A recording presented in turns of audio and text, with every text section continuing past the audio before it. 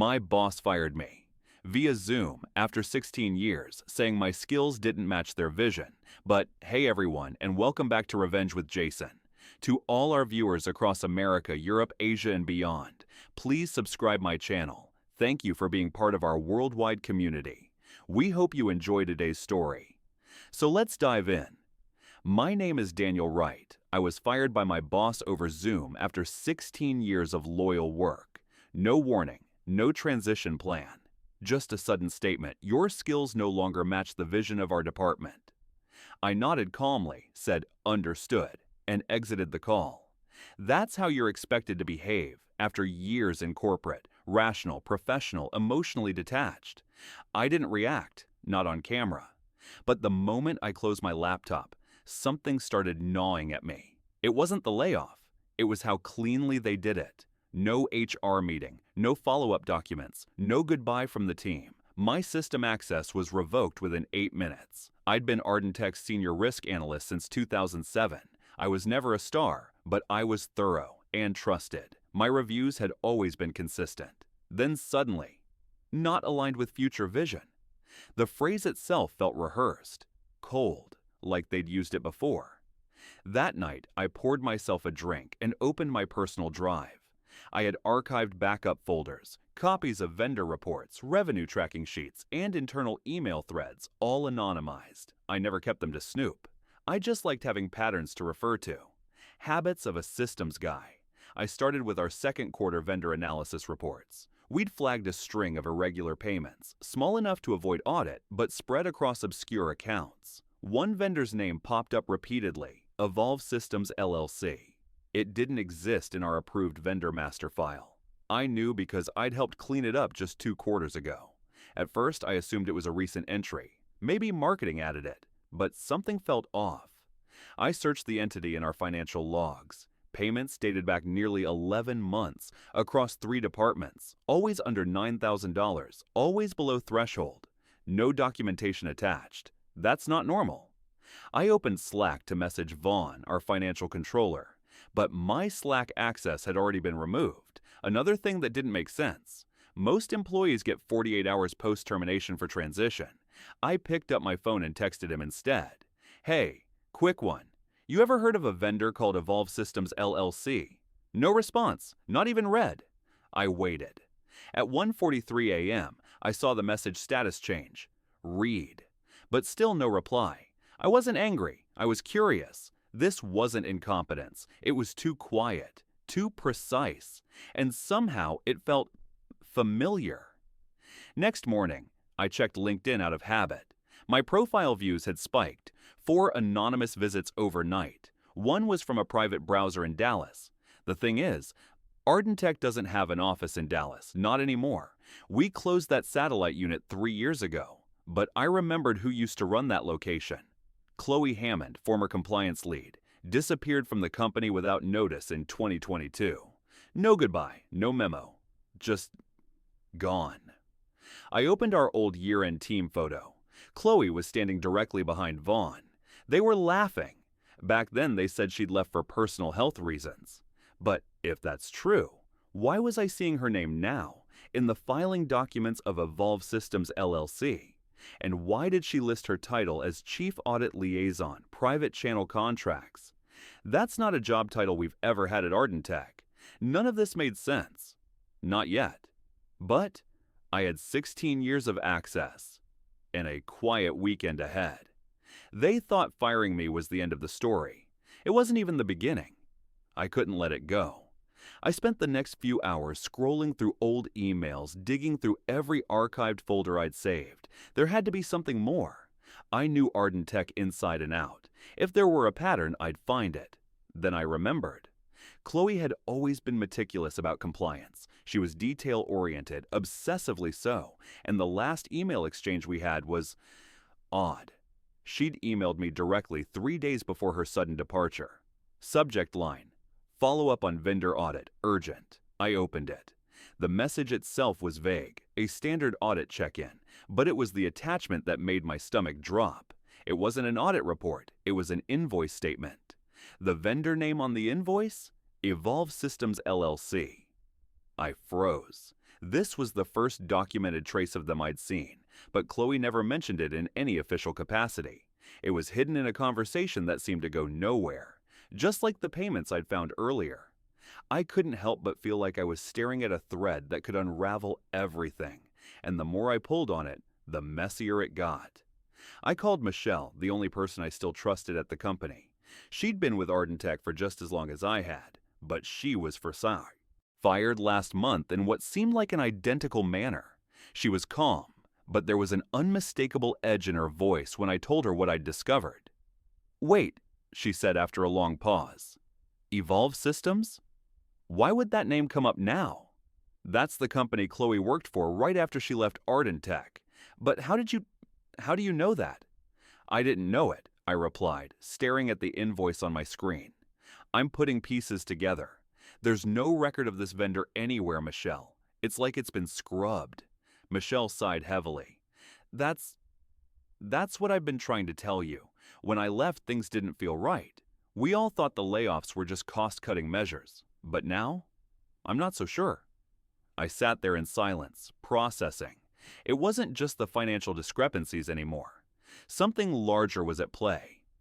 "Michelle," I said slowly, "did you ever have access to a meeting invite from Richard? Or a company-wide call about restructuring?" She hesitated before replying. "I did." "But, Daniel, why does that matter now?" I leaned forward. "Because, Michelle, they've been faking the entire narrative. There's no restructuring, it's all a cover-up, and I think Evolve Systems is just the beginning." A chill ran through me as the weight of the situation began to sink in. This wasn't about one rogue vendor or some corporate inefficiency. This was deliberate. Someone had set this up, slowly, carefully, and now they were covering their tracks. I needed answers, and I wasn't going to wait for a severance package or a formal investigation. This wasn't over. Not by a long shot. I opened my secure email account, one that wasn't linked to Ardentech. I began drafting an email to an old contact, a former cybersecurity expert I'd met at a tech conference a few years ago. If anyone could help me dig deeper, it was him. As I typed, I paused, staring at the screen. Could I trust anyone else? Could I trust Michelle? Richard? Even Vaughn? I didn't know. But I knew one thing for certain. I wasn't just going to sit back and watch my career be erased. I was going to find out everything, no matter what it cost me. The next morning, I received an email notification that made my heart race. It wasn't from the cybersecurity expert. It was from Richard. The email subject was simply, "We need to talk." I felt the cold sweat instantly. It was 7:30 a.m. He hadn't reached out to me directly in over a year. We'd worked closely together when I first joined the company, but lately his interactions had been sparse, always business as usual, the kind of emails you send because you have to. The tone in this email, though, was different. I opened it, and his message was short, but it left me unsettled. "Daniel, let's meet in person. I have something to discuss with you that might help you understand yesterday's decision. Come by my office at 11 a.m. I'll be there." Richard. I stared at the screen for a moment, my mind racing. Why now? Why suddenly after everything had gone down? Was he trying to calm me down, or was there something he needed me to know? I made my way to the office at 10:50 a.m., trying to appear unaffected, but inside, I was battling a mix of anticipation and suspicion.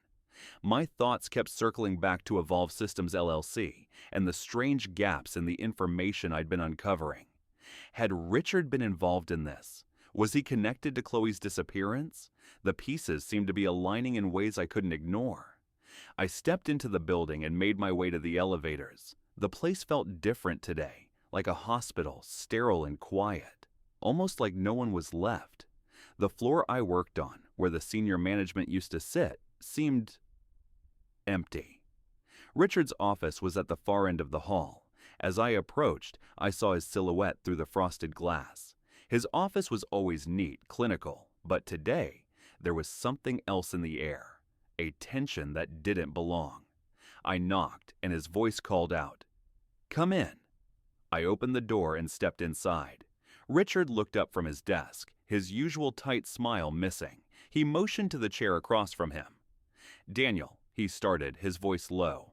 I wanted to speak with you face to face. Yesterday's decision. I know it was sudden, but you need to understand that it wasn't personal. It was part of a bigger shift at Art and Tech. I didn't respond right away. Instead, I leaned forward, studying his face. It was almost as if he was trying to convince himself of what he was saying, not me. What kind of shift? I asked, keeping my voice neutral, because everything seemed fine up until a few weeks ago. I've been with the company for 16 years. This doesn't feel like a shift. It feels like someone had a very specific reason to cut me loose. Richard's eyes darted to the side for a brief moment, like he was weighing his words carefully. I can't go into details, Daniel. It's more complicated than you think. But I want you to know that you were never in the wrong. The decision was based on new directions the company is taking. New directions, I repeated, raising an eyebrow. Is that what you're calling it? This sudden shift? He didn't answer immediately. Instead, he reached for a folder on his desk, slid it across to me, and opened it. Inside were printed documents, some of which looked like vendor contracts. I scanned through them quickly, and then I saw it. Evolve Systems LLC. Again. Look, Daniel, Richard said, his voice dropping even lower. I'm not here to get into specifics, but I need you to understand. The work you were doing, it was being used to cover something else, something bigger than you or me, and it's coming for all of us. I could feel my pulse quicken. What the hell are you talking about? Richard didn't meet my eyes. Instead, he stared at the documents in front of him as though searching for an answer. He shook his head slowly, and then finally, he said the words I didn't expect. I didn't want you to get caught in this. You're being set up, Daniel. You're in the middle of something far more dangerous than you realize. It's all connected, to the outsourcing, to the vendor payments, and to Chloe. My stomach sank. This wasn't just corporate restructuring. This was a game, and I was just starting to understand the rules. Who's behind it? I asked, my voice barely above a whisper. Richard's eyes darkened.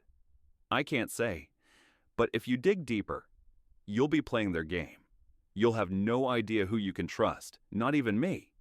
He stood up suddenly, like he was about to end the conversation. But if you still want to find the truth, Daniel, you'll have to do it alone. I didn't move as he turned to leave. His words hung in the air, heavy with warning. There was something else going on here, a conspiracy that reached beyond Art and Tech, and now I was standing in the middle of it. I left his office, my mind racing. He wasn't giving me answers, but he had given me something more valuable, a hint. I wasn't alone in this. Someone was watching. Someone was orchestrating this entire mess, and I had to find out who before they erased me too. I spent the next few days trying to make sense of everything. Richard's warning echoed in my mind constantly. He had practically confirmed what I had suspected, that something much bigger was happening behind the scenes. But who could I trust? Who could I turn to for the truth? I went over every meeting I'd ever had with Chloe, every email exchange, trying to find a thread that could tie everything together. But it was like she'd left me with a jigsaw puzzle, and half the pieces were missing. Then I got an unexpected call. It was Michelle.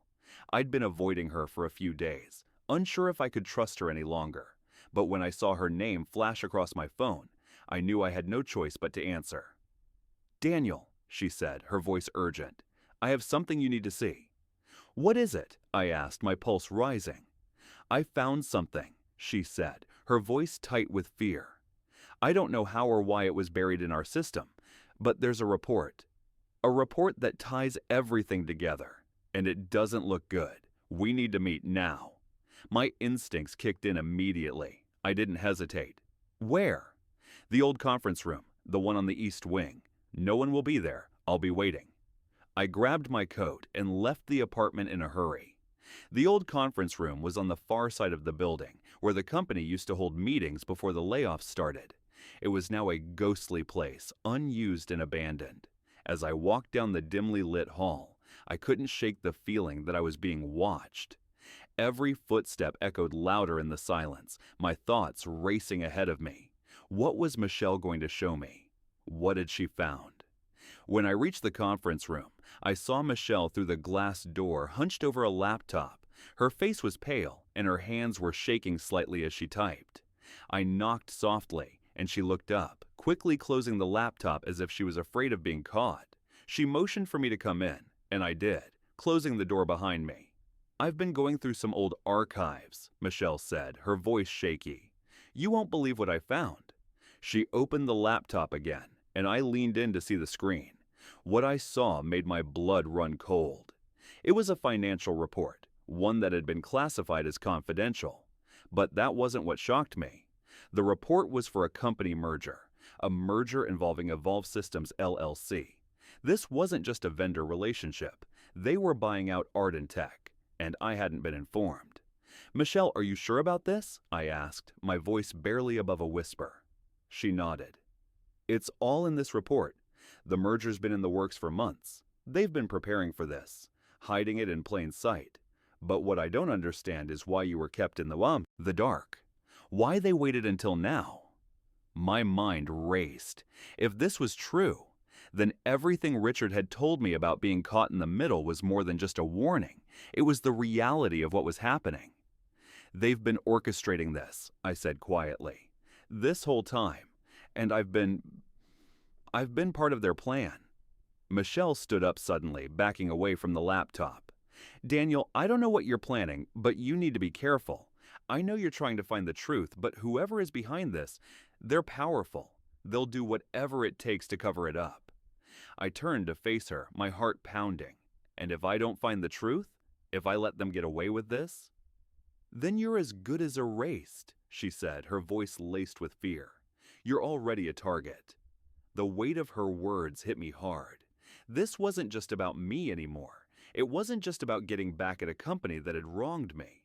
This was about exposing something far bigger, something dangerous. And I was standing at the very edge of it. I took a deep breath, trying to steady myself. "I'm not backing down. This has gone too far. I need to find out who's behind this and why they've targeted me." Michelle stepped forward, her eyes filled with concern. "Then I'll help you. But we need to move fast. Whoever is orchestrating this, they're already watching us." I nodded. "We don't have much time." We made a pact then, one that I wasn't sure would keep us both alive. But there was no turning back now. Whatever had been set in motion, it was too big, too dangerous, and I wasn't going to be silenced. I grabbed the folder Michelle had printed out and slipped it into my bag.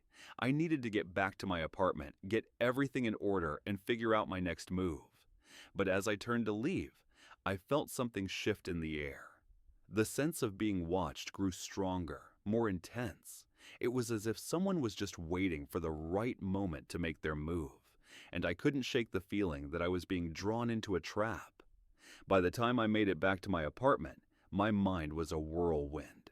The pieces of this puzzle were finally starting to come together, but I still didn't know who was behind it, or why they had chosen me as a pawn in this deadly game. I placed the folder Michelle had given me on the table and sat down. My hands were shaking slightly as I tried to process everything. The merger with Evolve Systems LLC, the secretive payments, the layoffs. It all pointed to one thing. Someone had been manipulating everything behind the scenes. I needed to find out who, and more importantly, why. But time was running out. If Richard's warning was anything to go by, I wasn't the only one who was looking for answers. Whoever was behind this was watching my every move, and I could feel them closing in. Suddenly, my phone buzzed, breaking the silence in the room. It was an anonymous message, a text. "You've been asking too many questions. Stop now, or you'll regret it."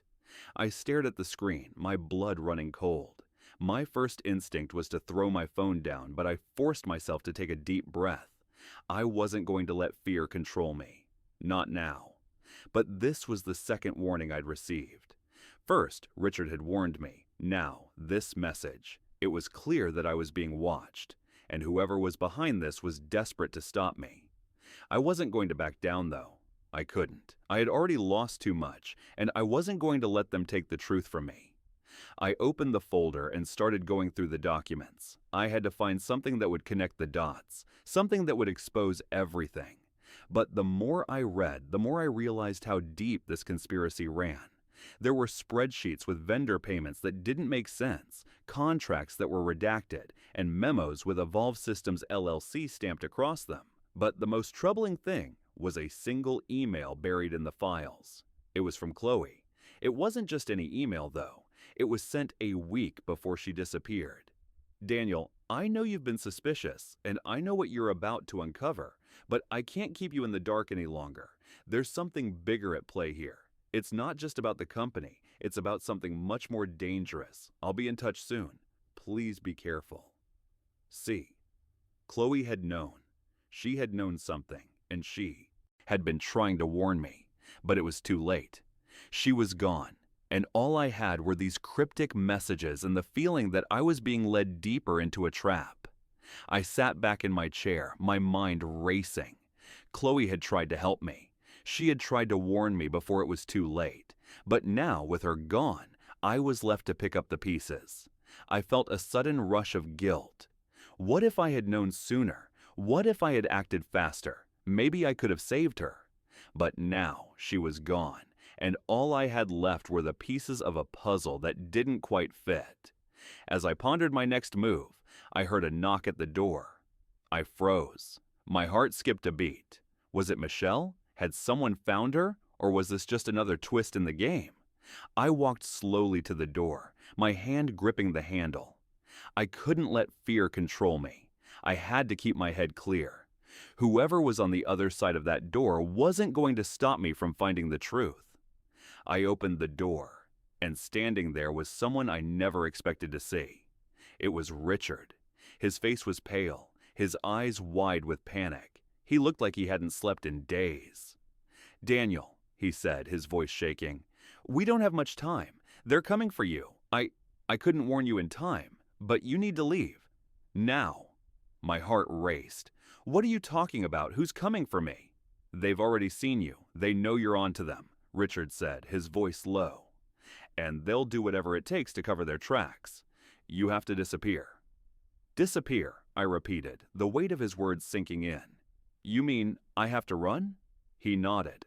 "They'll stop at nothing. You've been digging in places you shouldn't have. You have to go. Now." Before I could respond, Richard pushed past me, closing the door behind him.